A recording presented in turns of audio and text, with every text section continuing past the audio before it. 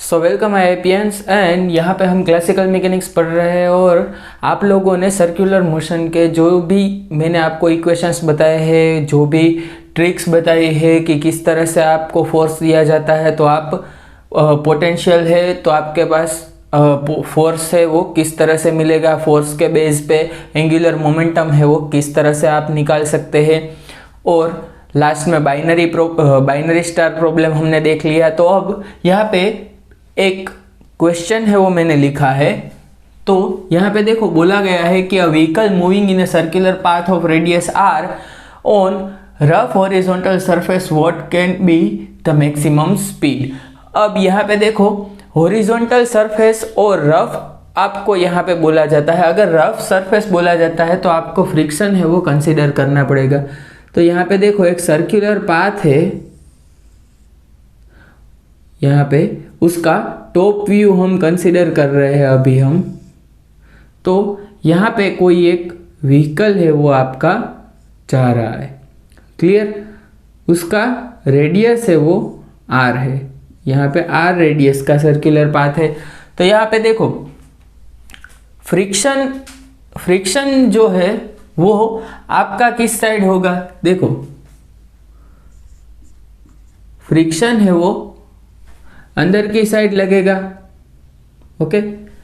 अब फ्रिक्शन है, frictional force है वो अंदर की साइड लगेगा तो उसको एफएस बोलते हैं। तो वो कितना लगेगा, म्यू एन जितना। अब म्यू एन जितना फोर्स है वो अंदर की साइड यहाँ पे लगेगा एफएस, और व्हीकल है वो सर्कल में ही रहना चाहिए। तो यहाँ पे देखो एम ए आर और ये फोर्स है वो अंदर की साइड लग रहा है, इसी वजह से माइनस साइन यहाँ पे आ जाएगी, क्योंकि रेडियस अगर देखो रेडियली आउटवर्ड लग रहा है फोर्स तो प्लस आएगा, रेडियली इनवर्ड लग रहा है तो माइनस आएगा, क्योंकि मैंने बोला है कि रेडियल फोर्सेस और टेंजेंशियल फोर्सेस को आपको सेपरेट करना होगा। तो यहाँ पे देखो minus m square v square by r, और यहाँ पे लिख सकते हैं माइनस म्यू एन। तो यहाँ से v इक्वल टू क्या लिख सकते हैं, देखो root under mu n r by m. अब यहाँ से देखो आपको क्या करना है कि म्यू है वो कितना है वो एन कितना है वो निकालना है।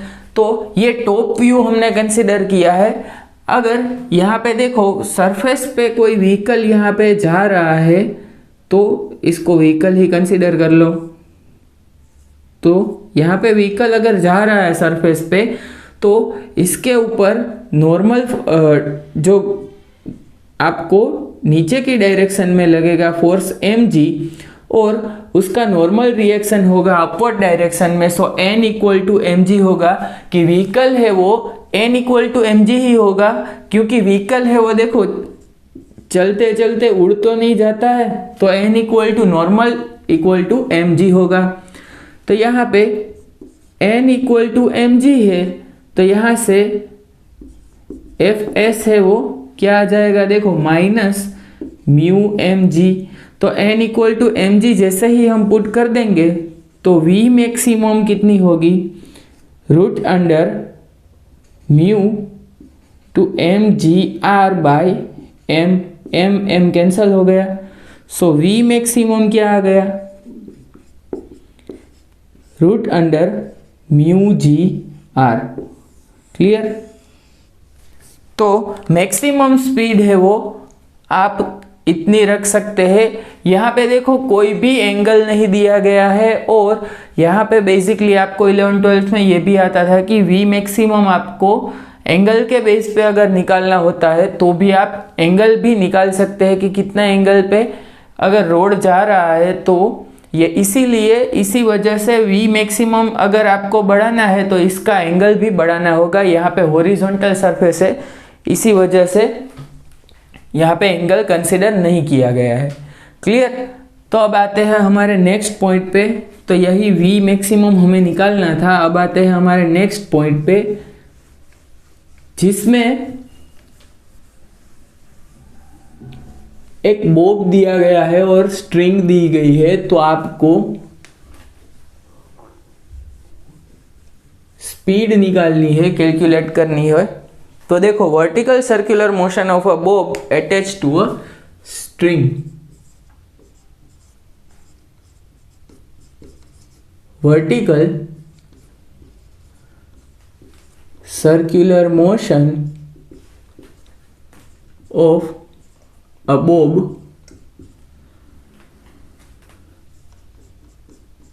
attached to a string। इसका मतलब है कि देखो यहाँ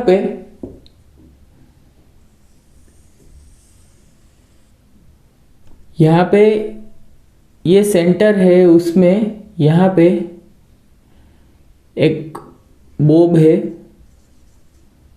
ओके, अब स्ट्रिंग से यहाँ पे वो जुड़ा है, तो यहाँ पे टेंशन फोर्स है वो कंसीडर किया जाएगा।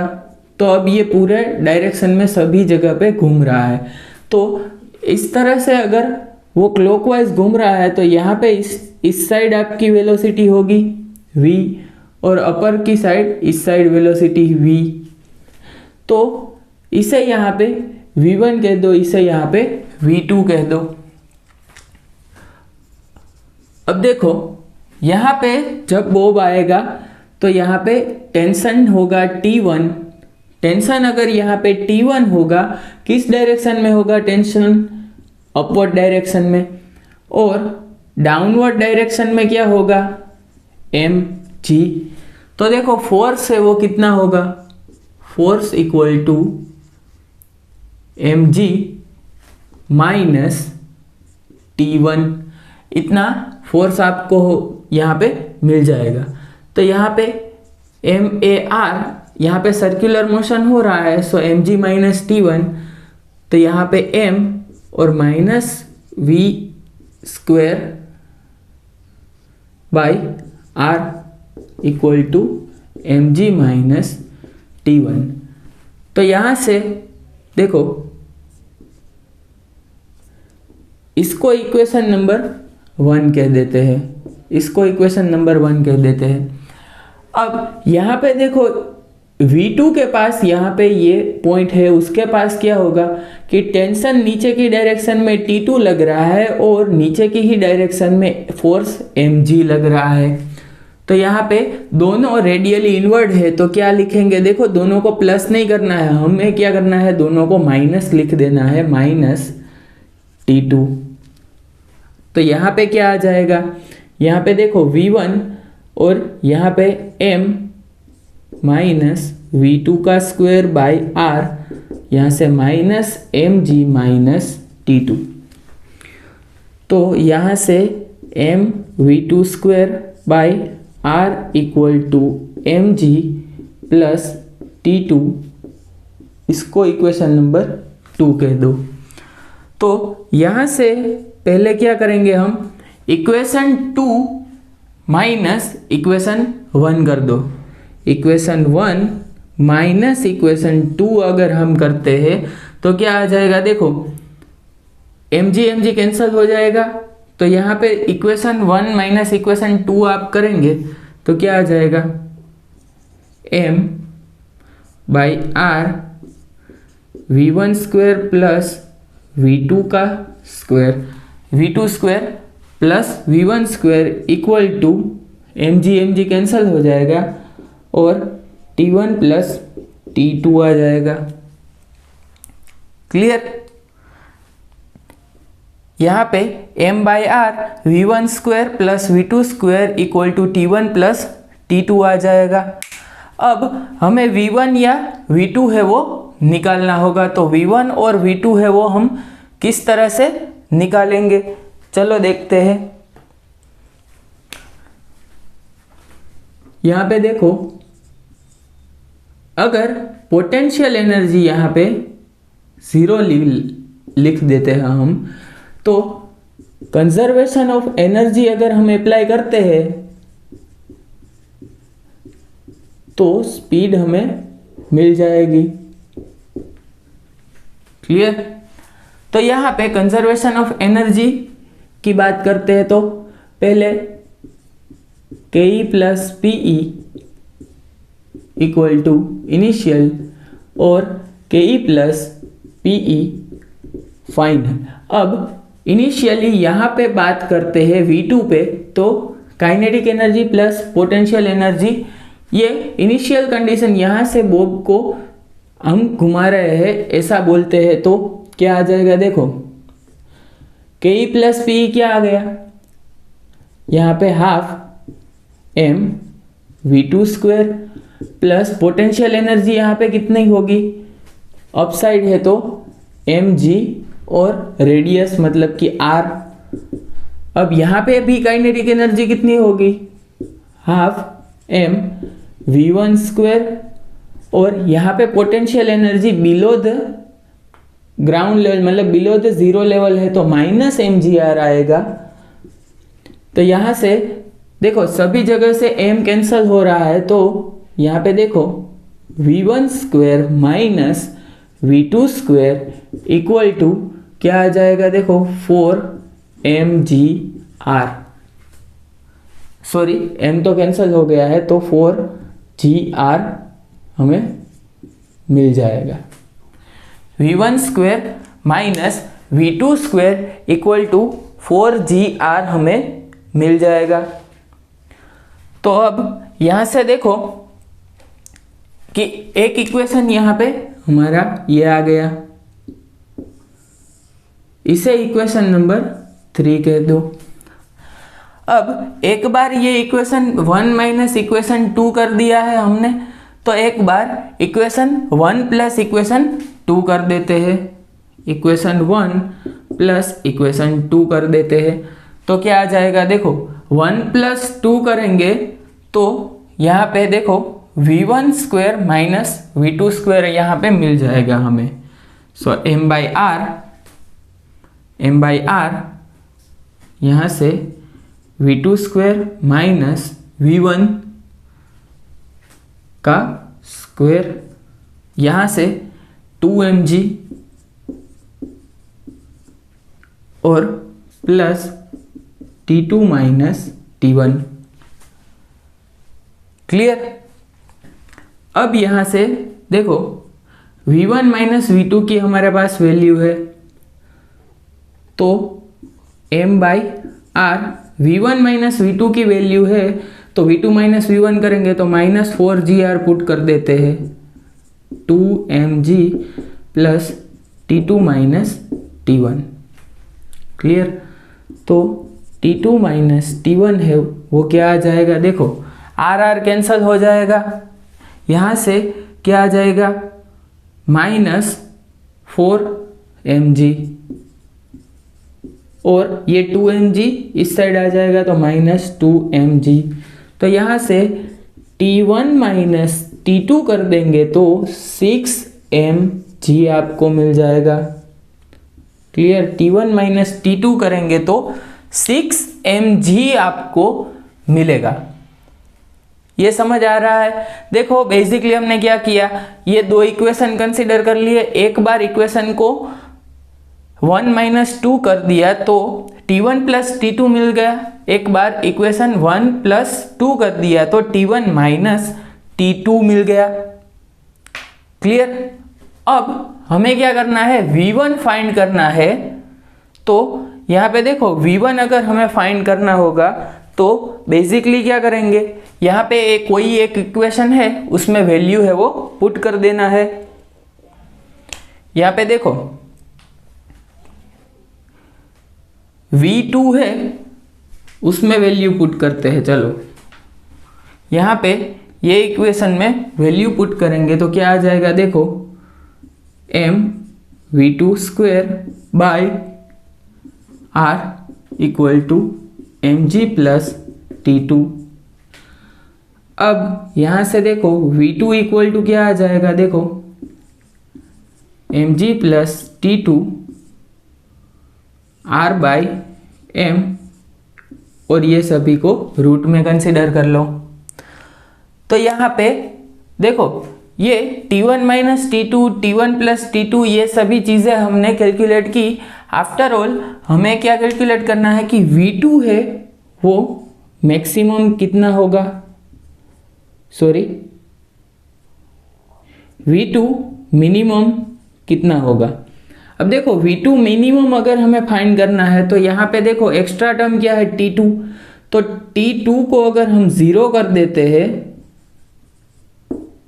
तो V2 मिनिमम कितना आ जाएगा, देखो M कैंसल हो जाएगा और V2 मिनिमम आ जाएगा RG।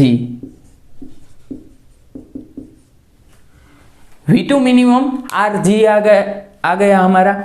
अब इसका मतलब क्या है, देखो यहां से V2 मिनिमम निकाल लिया। अब V2 मिनिमम यहाँ पे पुट कर देंगे तो हमें V1 मिनिमम फाइंड करने में आसानी होगी। तो यहाँ पे V1 मिनिमम आप कैलकुलेट करो तो RG यहाँ पे पुट करेंगे तो यहाँ पे 5GR आ जाएगा, 5GR। Okay, V1 minimum and V2 minimum यहाँ पे क्या शो कर रहे हैं, देखो अगर आपके पास है एक स्ट्रिंग एंड बॉब तो उसको अगर आपको सर्कुलर मोशन में लाना है तो अगर नीचे की डायरेक्शन में वो हैंग हो रहा है, यहाँ पे लटक रहा है, तो यहाँ से इस डायरेक्शन में आप यहाँ पे देखो V1 मिनिमम है √5GR, 5GR की स्पीड से आप यहाँ पे इसको पुश करेंगे तो ये पूरा सर्कल कंप्लीट करेगा और सर्कुलर मोशन करेगा। अगर V2 के पास से अगर आप उसको √RG जितना पुश करेंगे तो भी ये सर्कुलर मोशन है वो कंप्लीट करेगा। अब आप बोलोगे कि सर ये √5GR से हमने कम स्पीड रखी तो क्या होगा, अगर √5GR से आपने स्पीड कम रखी तो वो यहाँ से जाएगा तो सही लेकिन वो पूरा सर्कुलर मोशन नहीं करेगा। यहाँ से उसका पाथ है वो ऐसा हो जाएगा, देखो यहाँ से ऊपर जाएगा और फिर से इस तरह से वापस आ जाएगा। क्लियर, इस तरह से उसका पाथ हमें मिल जाएगा। क्लियर, तो यहाँ पे देखो 1 और 2 थिंग्स आपको लिखनी है।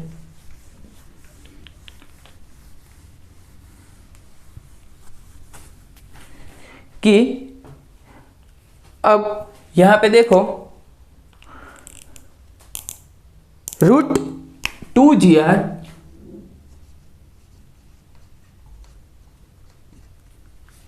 देखो V लोएस्ट मतलब कि यहां पे आपको ऑलवेज ग्रेटर देन क्या होगा, √5GR से आपको पुश करना होगा तभी ये मोशन है वो कंप्लीट हो जाएगी। तो कहीं पे ये क्वेश्चन पूछा जाता है कि स्ट्रिंग बॉब सिस्टम है तो किस तरह से वो मोशन कंप्लीट करेगा। अब देखो यहाँ पे स्ट्रिंग की जगह पे मैंने वायर अगर रिजिड वायर लगा दिया है, यहाँ पे देखो चेंज कर रहा हूँ रिजिड वायर, तो देखो यहाँ पे रिजिड वायर है तो इसका मतलब है कि जब वो ऊपर की साइड होगा तो टेंशन यहाँ पे कुछ भी नहीं होगा तो भी ये यहाँ पे ऐसे ही लटकता रहेगा ऊपर की साइड। तो ऊपर की जो स्पीड है वो 0 हो जाएगी। V2 इक्वल टू क्या आ जाएगा, 0। V2 है वो 0 है, मतलब अगर आप यहाँ से देखो, यहाँ से इस तरह का बॉब है उसको यहाँ से स्लाइटली पुश करोगे तो भी ये सर्कुलर मोशन कंप्लीट कर देगा। क्लियर, और नीचे से आपको कितना पुश करना होगा, तो यहाँ पे देखो V2 है यहाँ पे 0 पुट कर दो तो V1 है वो √4GR आ जाएगा।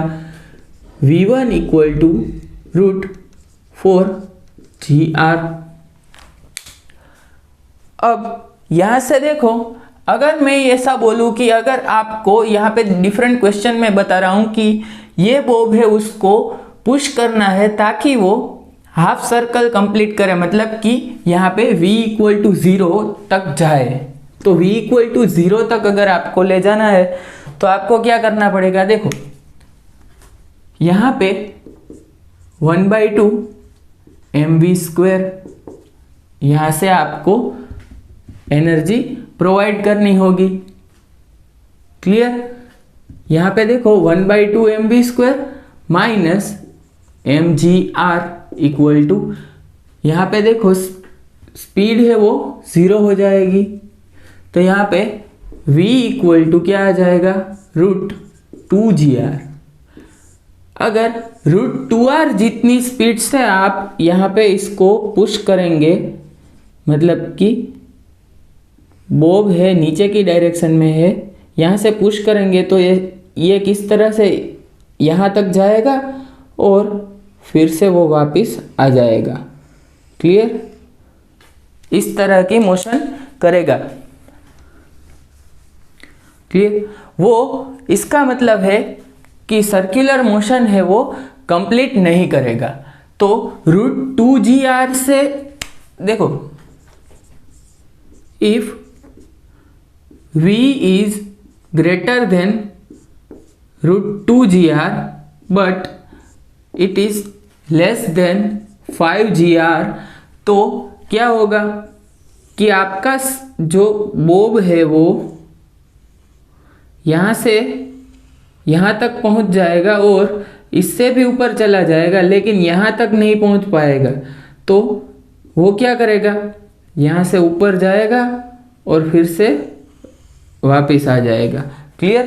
मतलब यहाँ पे 2 बार नहीं घूमेगा, इस तरह से ही मैंने पेन घुमा दिया था, लेकिन यहाँ से फिर से वो फ्री फॉल जैसा करेगा, क्योंकि यहाँ पे स्ट्रिंग है उसमें टेंशन नहीं होगा। क्लियर? तो स्ट्रिंग की बात कर ली, रिजिड वायर की हमने बात कर ली।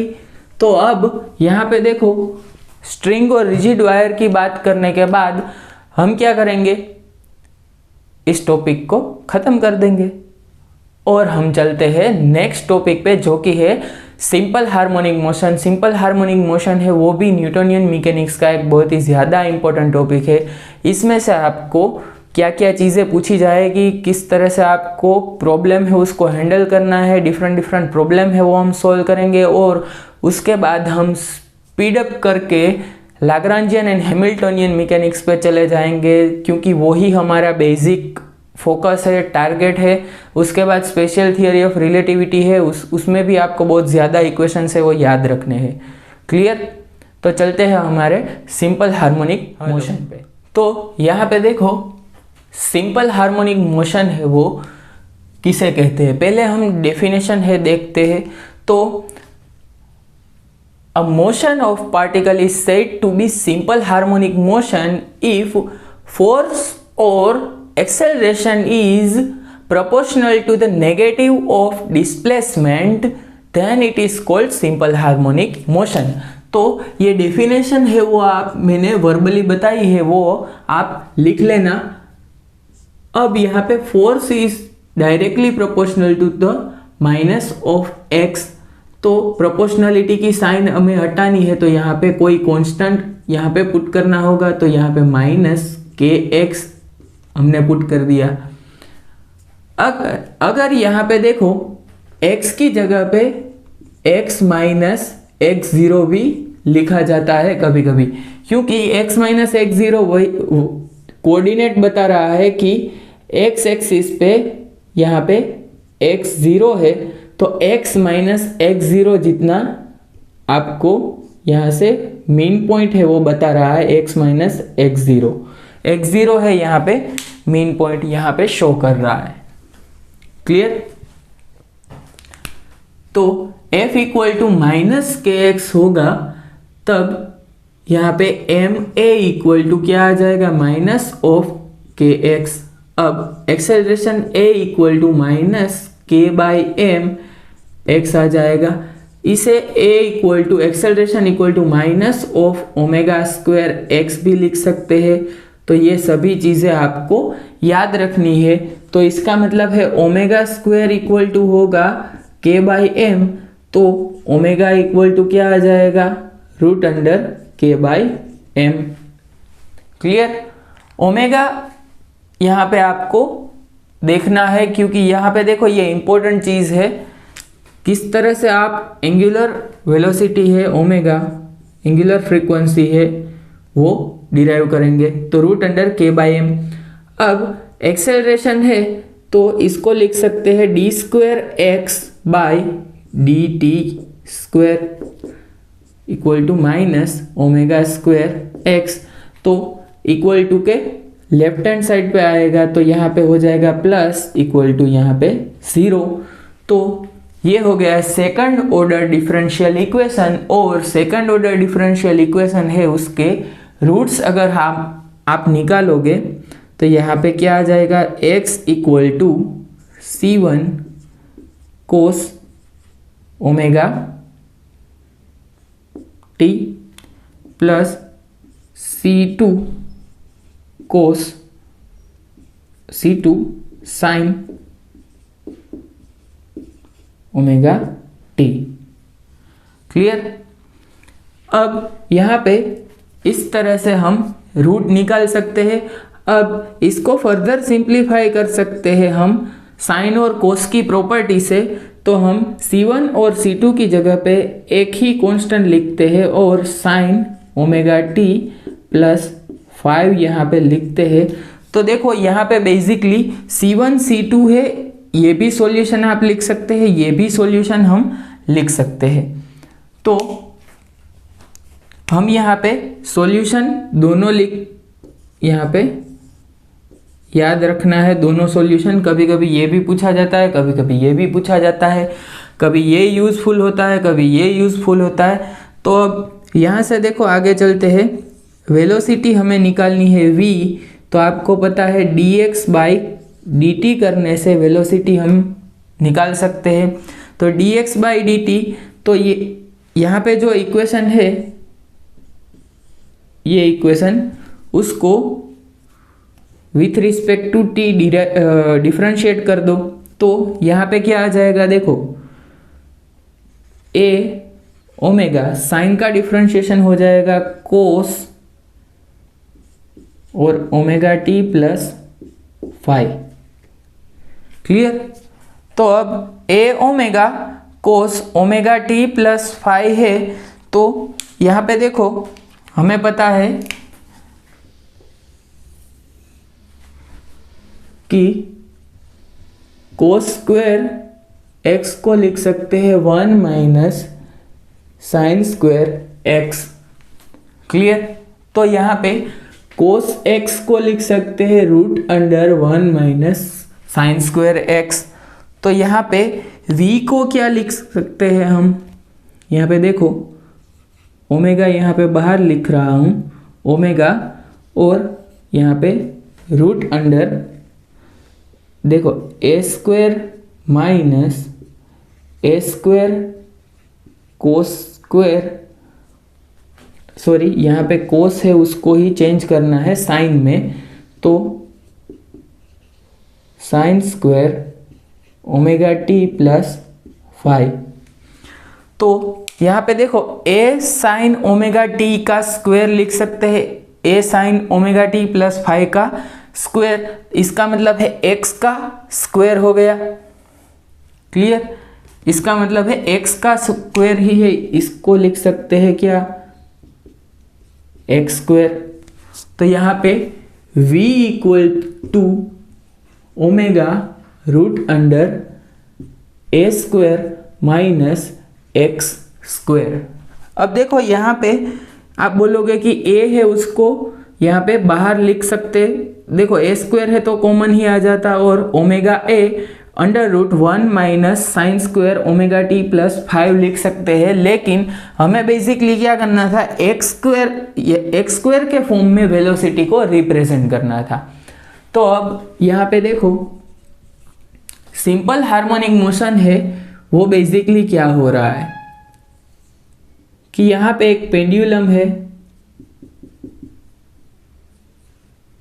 वो इस तरह से दोनों डायरेक्शन में मूव कर रहा है। क्लियर। ओसिलेशन कर रहा है।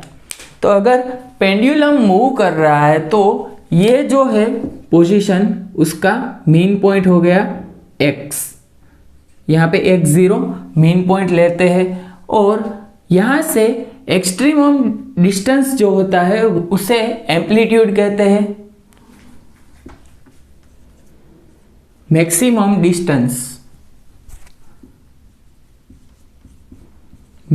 Distance from mean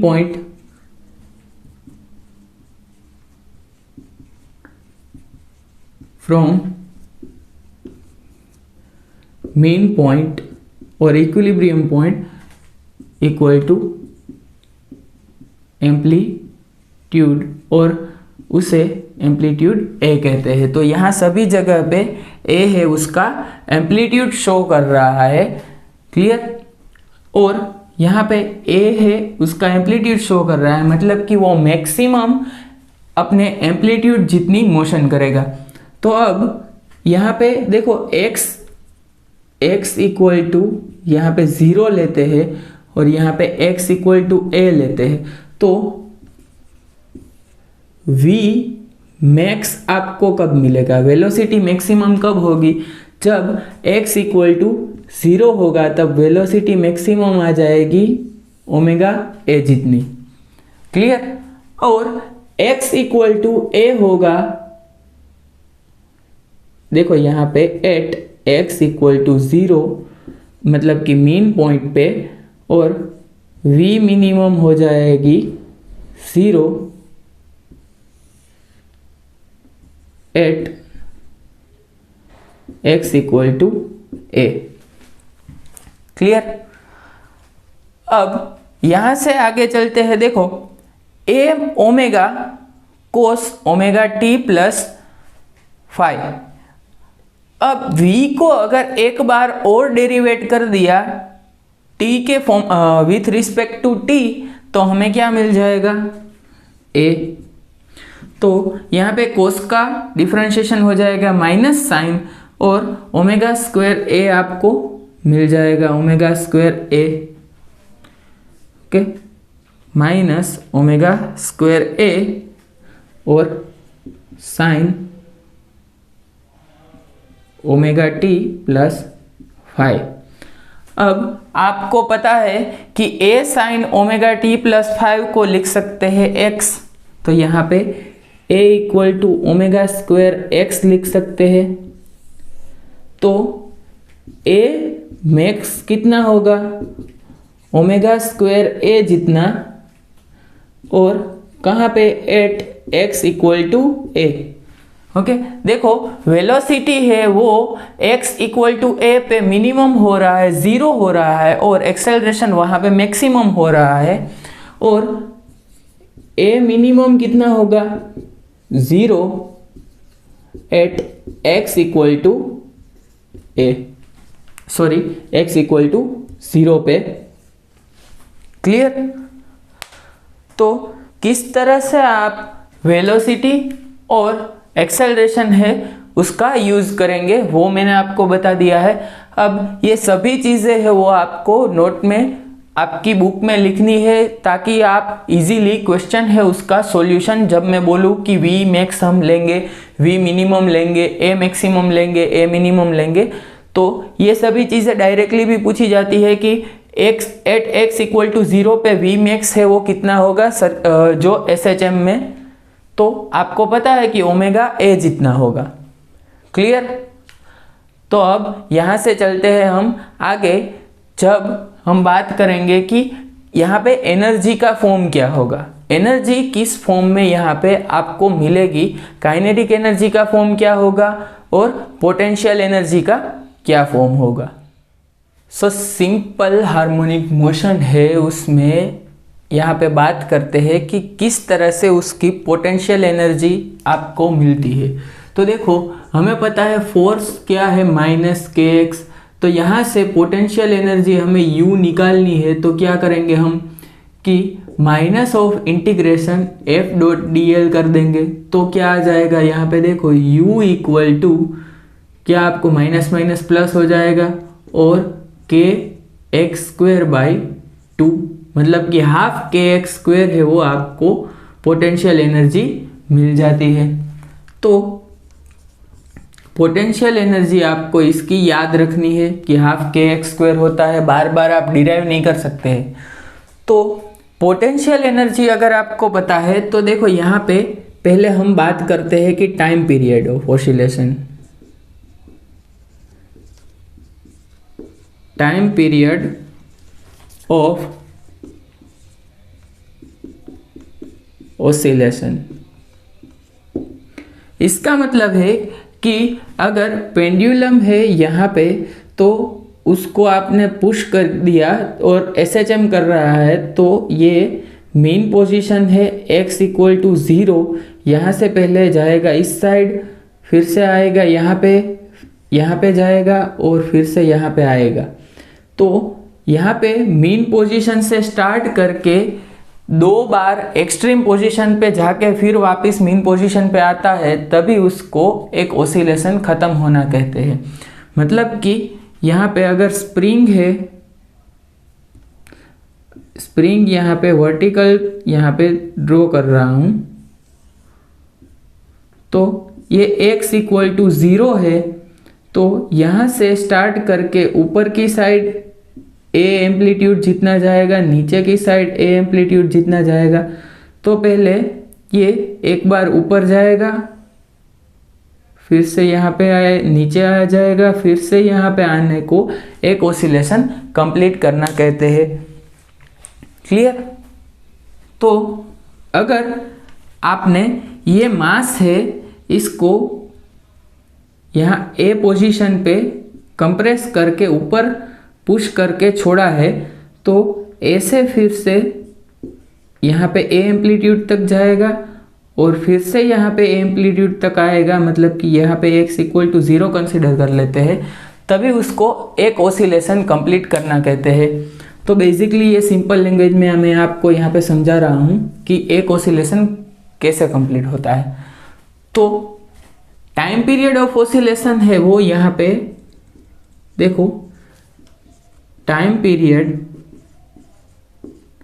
of oscillation and energy relation. अब टाइम पीरियड ऑफ ऑसिलेशन का एनर्जी के साथ किस तरह का रिलेशन होगा? T is proportional to e raise to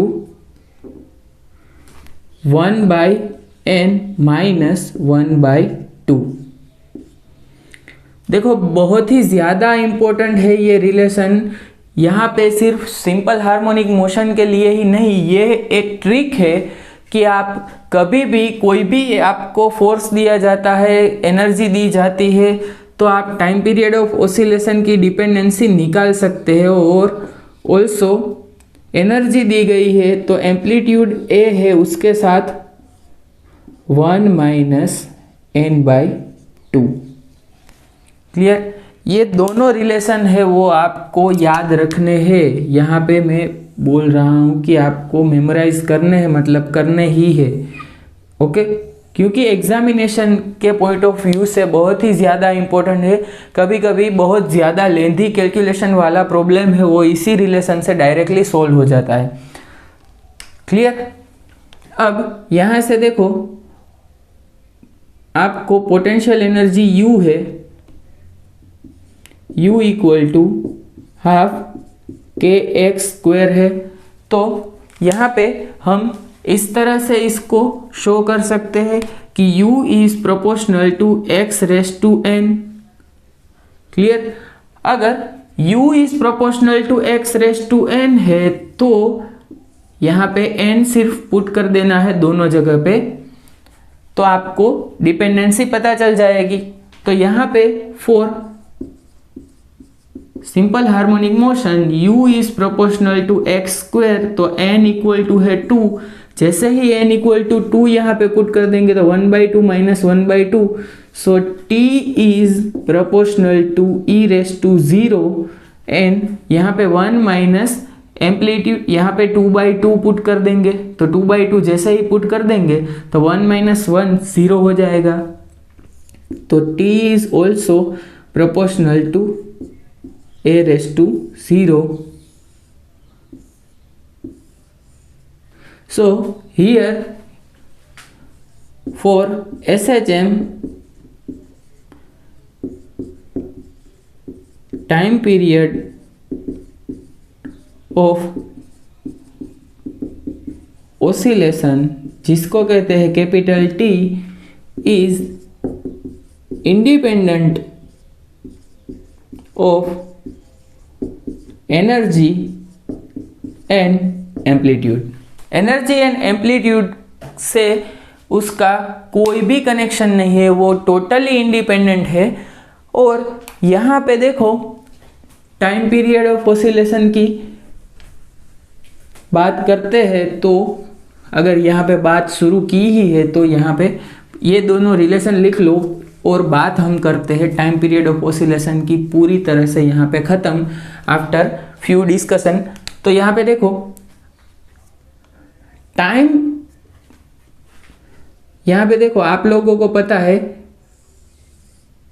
कि ये x इक्वल टू 0 है, यहाँ पे भी एम्पलीट्यूड है, यहाँ पे भी एम्पलीट्यूड a है, एक्सट्रीमम पोजीशन है।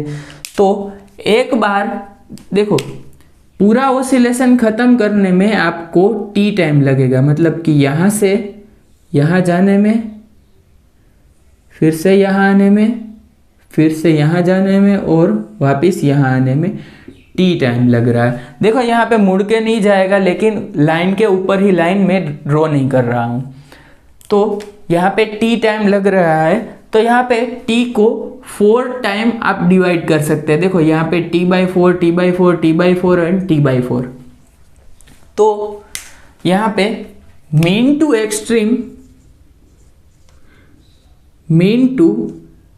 एक्सट्रीम में जब जाएंगे तो टाइम कितना लगेगा, t/4। क्लियर? तो वही टाइम एक्सट्रीम टू मीन में भी लगेगा। तो ये पॉइंट से यहाँ तक जाने में t/4 टाइम लगेगा, यहाँ भी t/4 टाइम लगेगा। और यहाँ पे एक्सट्रीम टू एक्सट्रीम बात करें, एक्सट्रीम टू एक्सट्रीम, तो टाइम कितना लगेगा, t/2 जितना टाइम लगेगा। तो यहाँ पे पूरा का पूरा जो टाइम है वो t/2 है। क्लियर? तो ये पूरी तरह से एम्पलीट्यूड चाहे कितना भी हो, देखो टाइम पीरियड ऑफ ऑसिलेशन है वो बेसिकली इंडिपेंडेंट ऑफ एम्पलीट्यूड है। तो देखो यहाँ पे अगर यहाँ पे पेंडुलम है, उसको आप इतना ओसिलेट कर रहे हो, थोड़ा सा ही ओसिलेट कर रहे हो, या तो इसको बहुत ही ज़्यादा इस तरह का ओसिलेशन प्रोवाइड कर रहे हैं हम, तो भी इसका टाइम पीरियड ऑफ ओसिलेशन है वो सेम ही रहेगा। तो ये जब पेंडुलम की हम बात करेंगे तब वहाँ पे डिसाइड कर लेंगे, क्योंकि आपको इक्वेशन में कहीं पे भी टाइम पीरियड ऑफ ऑसिलेशन के इक्वेशन में कहीं पे भी एम्पलीट्यूड आपको नहीं मिलेगा। क्लियर? तो टाइम पीरियड ऑफ ऑसिलेशन की बात यहाँ पे ख़त्म करते हैं। तो यहाँ पे बता दिया मैंने कि किस तरह से आप extreme to mean, mean to extreme और extreme to extreme time calculate कर सकते हैं। अब एनर्जी की बात कर रहे हैं पहले हम। एनर्जी E इक्वल टू होगा potential energy plus kinetic energy. तो यहाँ पे पोटेंशियल एनर्जी हमें पता है 1/2 kx² और पोटेंशियल काइनेटिक एनर्जी है 1/2 mv²। तो 1/2 kx² प्लस 1/2 m, और यहाँ पे देखो v इक्वल टू होगा ओमेगा √a² माइनस x²। तो v² को लिख सकते हैं हम ω²a² माइनस ω² x²। क्लियर? तो यहाँ से 1/2 kx² plus 1/2 m ω²a² minus 1/2 m ω² x² लिख सकते हैं। अब आपको पता है कि k बाई एम है, इसको मैंने ओमेगा स्क्वायर बोला था, तो k इक्वल टू लिख सकते हैं ओमेगा स्क्वायर m। तो ये यहाँ पे पुट कर दो, तो m ओमेगा स्क्वायर की जगह पे k लिखते हैं, तो ये टर्म और ये टर्म सेम हो जाएगी और विथ ऑपोजिट साइन है, तो यहाँ पे आपका आंसर आ जाएगा half m omega square a का स्क्वायर। क्लियर? अब आपकी एनर्जी है वो किस तरह से आपको मिल रही है, तो देखो यहाँ पे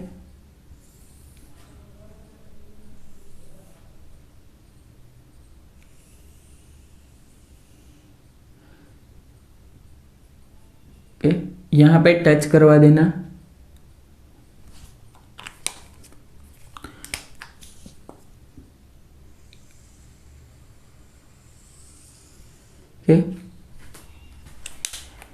तो यहाँ पे x इक्वल टू है 0, तो x इक्वल टू 0 है, तब यहाँ पे देखो वेलोसिटी मैक्सिमम हो रही है, तो इसका मतलब है काइनेटिक एनर्जी मैक्सिमम हो रही है। तो यहाँ पे रेड पेन से शो किया है वो है काइनेटिक एनर्जी।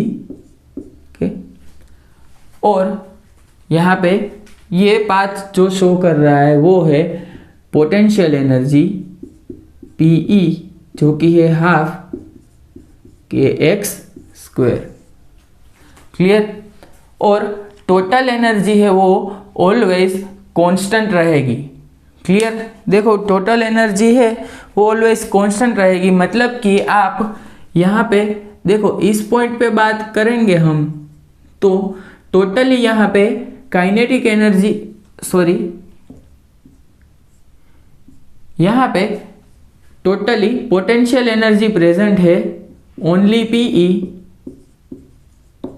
काइनेटिक एनर्जी 0 है, और यहाँ पे बात कर रहे हैं काइनेटिक एनर्जी 0 है, देखो इस पॉइंट पे, और यहाँ पे अगर x इक्वल टू 0 पे बात कर रहे हैं तो काइनेटिक एनर्जी मैक्सिमम है और पोटेंशियल एनर्जी यहाँ पे 0 है। क्लियर? तो कोई भी पॉइंट पे यहाँ पे बात कर रहे हैं तो kinetic energy plus potential energy जो भी आप करेंगे वो टोटल एनर्जी है वो आपको कांस्टेंट मिलेगी। क्लियर? यहाँ पे देखो आपको कुछ क्वांटम मैकेनिक्स का याद आ रहा है। क्लियर? यहाँ पे देखो मैंने बोला था कि सिंपल हार्मोनिक ऑसिलेटर है तो पोटेंशियल है उसका किस टाइप का होगा, ये भी मैंने आपको यहाँ पे क्वांटम मैकेनिक्स में इस तरह का पोटेंशियल ड्रॉ करके मैंने बताया था कि पैराबोलिक पोटेंशियल होगा, और यहाँ पे इक्वी डिस्टेंस पे एनर्जी लेवल आपको मिल जाएंगे।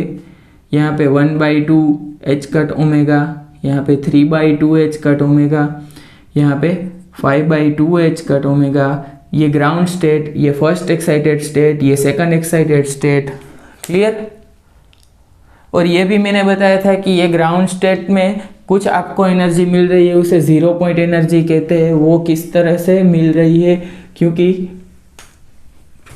हाइजेनबर्ग अनसर्टेनिटी प्रिंसिपल के कॉन्सिक्वेंसेस से वो आपको मिल रही है। तो यहाँ पे एनर्जी हमने कैलकुलेट कर ली है। अब यहाँ से आगे चलते हैं और बात करते हैं कि probability to find simple harmonic oscillator. देखो ये एक ऐसा क्वेश्चन है कि जो कभी कभी एग्जामिनेशन में पूछा जाता है, और ये ट्रिकी क्वेश्चन होता है कि स्टूडेंट्स ने ऐसा कहीं पे पढ़ा ही नहीं होता है। तो यहाँ पे आप लोग पढ़ लो कि probability of finding the simple harmonic oscillator SHO in the region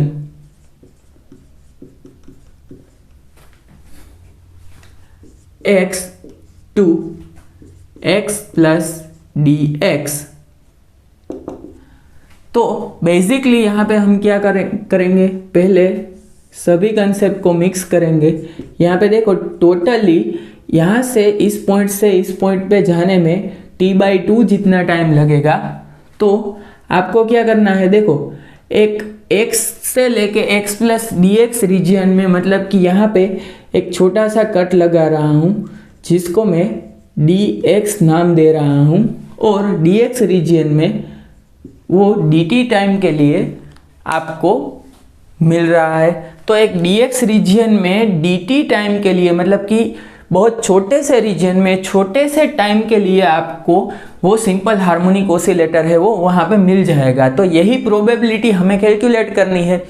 तो देखो प्रोबेबिलिटी मतलब क्या होता है कि आपका जो फेवरेबल रिजल्ट है वो, और जितने रिजल्ट पॉसिबल है वो, तो प्रोबेबिलिटी मैंने आपको बताई है कि पॉसिबल और फेवरेबल, फेवरेबल लिख दो यहाँ पे, पॉसिबल नहीं, पॉसिबल तो कितने सारे रिजल्ट होते हैं। सो फेवरेबल रिजल्ट मतलब कि हमें जो चाहिए वो रिजल्ट और total possibilities divided by total possibility. तो ये ऑलवेज प्रोबेबिलिटी है वो 1 से कम ही आएगी, क्योंकि फेवरेबल रिजल्ट है वो कभी भी टोटल पॉसिबिलिटी से ज़्यादा नहीं होते हैं। तो यहाँ पे dt टाइम है वो हमारे लिए फेवरेबल है। तो यहाँ पे हम क्या करेंगे, p इक्वल टू d, देखो यहाँ पे dt डिवाइडेड बाय t/2, इतने टाइम के लिए आपको dx रीजन में ये ऑसिलेटर है वो मिल जाएगा।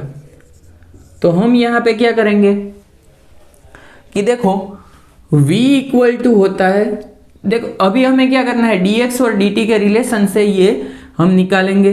v इक्वल टू होता है omega root under a square minus x square. अब ओमेगा इक्वल टू होगा 2π/t। क्लियर? तो ये आपके लिए नया रिलेशन है, बहुत बार आप पढ़ चुके हैं, लेकिन फिर भी यहाँ पे नया ही है आपके लिए। तो dx/dt हम कर सकते हैं वेलोसिटी को, और यहाँ पे ओमेगा की जगह पे 2π/t लिख सकते हैं, a square minus x square. अब यहाँ पे रिलेशन है उसको टोटली इन्वर्ट कर दो, तो क्या आ जाएगा, dt डिवाइडेड बाई dx और t/2π, और यहाँ से root under a square minus x square. तो देखो यहाँ पे t/2, देखो हमें t/2 को भी न्यूमरेटर में लाना है, तो इस तरह से लिख सकते हैं dt divided by t/2 equal to dx divided by pi root under a square minus x square. तो यहाँ पे बड़े बड़े अक्षरों में लिख दो आपकी प्रोबेबिलिटी p इक्वल टू क्या होगा, dx divided by pi root under a square minus x square. तो ऐसा नहीं है कि आपको दिखाई नहीं दे रहा है, लेकिन आपको ये मेमोराइज करना है क्लियरली, इसलिए इतने बड़े अक्षर में मैंने लिख दिया है। और आपको ये जो फाइनल इक्वेशन है वही आपको याद रखना है, क्योंकि ये बहुत बार एग्जामिनेशन में ट्रिकी, और इसको आप कह सकते हैं कि ये हार्ड क्वेश्चन में भी आप कंसीडर कर सकते हैं, क्योंकि इस तरह का क्वेश्चन है वो स्टूडेंट है उसने कभी भी पढ़ा ही नहीं होगा। तो अगर पढ़ाई नहीं है तो ये आप एग्जामिनेशन में 4 स्टेप्स ही है, लेकिन 4 स्टेप आप इजीली सोल्व नहीं कर सकोगे। तो इसके बाद हम बात करेंगे कि किस तरह से आप ओमेगा कैलकुलेट करेंगे, और ओमेगा और टी के रिलेशन से आप time period of oscillation calculate करेंगे। तो उसके 3 डिफरेंट वेज है, तो वो 3 वेज देखेंगे कि किस तरह से आप डिफरेंट मेथड से ओमेगा कैलकुलेट कर सकेंगे। उसके बाद एग्जाम्पल्स देखेंगे और स्टैंडर्ड जो सिस्टम्स होती है जैसे कि simple pendulum, spring mass system, इसके एग्जाम्पल के बेस पे हम जाएंगे और SHM हम इस तरह से ख़त्म करेंगे। क्लियर? तो चलते हैं हम ओमेगा किस तरह से कैलकुलेट करते हैं उस वैल्यू। तो यहाँ पे देखो कि किस तरह से आप omega and time period of oscillation की कैलकुलेशन कर सकते हैं। तो फर्स्ट ऑफ ऑल हमें क्या करना है कि मेथड 1 देखते हैं। तो मेथड 1 है वो अब हमने कहाँ पे परफॉर्म की थी कि हाइजेनबर्ग अनसर्टेनिटी प्रिंसिपल जब हम पढ़ रहे थे तब वहाँ पे मेथड 1 हमने कैलकुलेट की थी। तो हमें क्या करना है, पोटेंशियल एनर्जी पहले लिखनी है। पोटेंशियल एनर्जी अगर हम लिखेंगे और उसका डबल डेरिवेटिव हम कर देंगे तो आपको K मिल जाएगा। तो सेम ही आपको लिखना है, देखो पोटेंशियल एनर्जी पहले लिखनी है, उसके बाद फर्स्ट डेरिवेशन, जैसे ही आप फर्स्ट डेरिवेशन इक्वल टू 0 कर देंगे, so dv by dx equal to 0 कर देंगे तो आपको x0 मिल जाएगा कुछ, and then after x equal to x0 पे हम K फाइंड कर सकते हैं। क्लियर? और अगर हमें K मिल गया तो हमें ओमेगा मिल जाएगा, क्योंकि omega equal to root under K by M है। ओमेगा मिल गया है तो T भी मिल जाएगा, T इक्वल टू 2 बाई ओमेगा है। तो यहाँ पे अगर ये मेथड से आपका K है वो 0 अगर आ रहा है, अगर K 0 आ रहा है तो ये मेथड हम नहीं यूज करेंगे। क्लियर? तो ये मेथड में K आपको कुछ ना कुछ मिलेगा, अगर नहीं मिल रहा है तो ये मेथड यूज नहीं करेंगे। तो हम मेथड 2 पे चले जाते हैं कि देखो फर्स्ट कंसीडर इक्विलिब्रियम, स्टेप 1 है मेथड 2 का। अब इक्विलिब्रियम कंसीडर करना है कि एक आपकी जो स्प्रिंग मास सिस्टम है वो सोच लो, अब इक्विलिब्रियम कंसीडर कर लो। इक्विलिब्रियम कंसीडर कर लिया, उसके बाद ऑब्जेक्ट है उसको x डिस्प्लेस कर दो, तो उसको नीचे की डायरेक्शन में x डिस्प्लेस कर दिया है, ये है x डिस्प्लेसमेंट दे दिया है। अब यहाँ पे डिस्प्लेस कर देने के बाद क्या करना है, write the equation of motion F net equal to ma। तो F नेट है वो हमें लिखना होगा। F नेट है वो यहाँ पे देखो स्प्रिंग है, उसमें अगर हम नीचे की साइड डिस्प्लेस करते हैं तो यहाँ पे देखो mg लग रहा है, और ऊपर की साइड स्प्रिंग का जो फोर्स, रिस्टोरेशन फोर्स लग रहा है वो होगा हाफ kx² जितना। तो ये भी आपको यहाँ पे स्प्रिंग की जो पोटेंशियल एनर्जी होगी वो यहाँ पे लिखी है। तो स्प्रिंग में रिस्टोरेशन फोर्स होगा kx जितना। तो यहाँ पे आपको दोनों फोर्स है वो इक्वल नहीं करने हैं, इक्वल अगर होंगे तो ये ओसिलेट नहीं करेगा। F नेट है उसको आप किस तरह से लिख सकते हैं, सपोज mg माइनस यहाँ पे जो भी फोर्स है, यहाँ पे स्प्रिंग का फोर्स है, अदरवाइज टेंशन है तो टेंशन T लिख दो। तो mg minus T equal to ma put करने से आप इक्वेशन लिख सकते हैं। अगर इक्वेशन है उसमें देखो कभी भी ऐसा होता है कि आपका पेंडुलम है, ओके, यहाँ पे इक्वेशन आपका पेंडुलम है वो इस तरह से आ रहा है, यहाँ पे थीटा है। तो पेंडुलम है उसको अगर डिस्प्लेस यहाँ से डिस्प्लेस कर दिया है इस डायरेक्शन में, और ये डिस्प्लेसमेंट है x, ओके, तो ये डिस्प्लेसमेंट यहाँ पे x है सपोज। तो हम क्या करेंगे कि ये x डिस्प्लेसमेंट है, पेंडुलम की लेंथ l है, तो ये l कोस थीटा हो जाएगा। क्लियर? तो यहाँ पे कोस थीटा या साइन थीटा के फॉर्म में आपका आंसर है वो मिल जाएगा। तो अगर कोस थीटा और साइन थीटा के फॉर्म में आपका आंसर आ रहा है, या कोई भी x के फॉर्म में ज़्यादा बड़ा आंसर आ रहा है, तो आप अप्रोक्सीमेशन लगाओगे और उसको बताओगे कि किस तरह से आप माइनस kx के फॉर्म में फोर्स को लिख सकते हैं, या एक्सेलरेशन को माइनस ओमेगा स्क्वायर x के फॉर्म में लिख सकते हैं। तो ये मेथड 2 है वो हम यूज़ करेंगे, और आपको इजीली पता चल जाएगा कि किस तरह से हमें मेथड को यूज़ करना है। अब मेथड 3 कि अब देखो एनर्जी कंजर्व्ड है वो हमें पता है कि half m omega square a square जितनी आपको टोटल एनर्जी मिल रही है।